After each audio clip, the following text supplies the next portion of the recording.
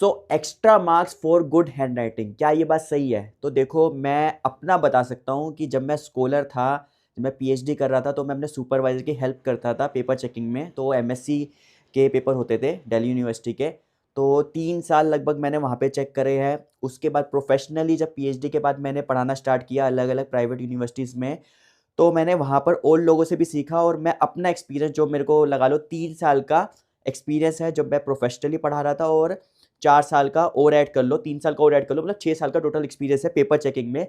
तो क्या किसी की हैंड राइटिंग अच्छी है तो उसमें मैं नंबर ज़्यादा देता हूँ, और किसी की गंदी राइटिंग है तो मैं कम देता हूँ? तो देखो, मैं अपना बता सकता हूँ कि अगर मान लो किसी की हैंड राइटिंग ऐसी है कि समझ में ही नहीं आ रहा, उसने जो स्टेप्स लिखे हुए हैं वो नहीं समझ आ रहे, तो पहले कोशिश करते हैं कि उसने क्या लिखा हुआ है वो समझने की कोशिश करे।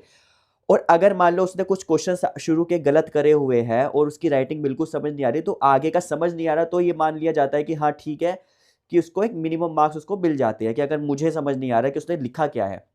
बट अगर किसी की राइटिंग बहुत ज़्यादा अच्छी है, बिल्कुल मोती की तरह उसने राइटिंग में अपना पेपर लिखा हुआ है, और किसी ने सेम कंटेंट एक नॉर्मल राइटिंग या फिर गंदी राइटिंग में लिखा हुआ है बट वो समझने लायक है, तो मैं तो दोनों में कोई डिफरेंस नहीं रखता। मतलब मैं किसी की हैंडराइटिंग अच्छी है तो उसको मैं एक्स्ट्रा मार्क्स दूँ, ऐसा कुछ नहीं है। अगर उसने कंटेंट देखा जाता है कि उसका कंटेंट जो लिखा हुआ है वो सही है, स्टेप्स वाइज लिखा गया है और नीट एंड क्लीन है।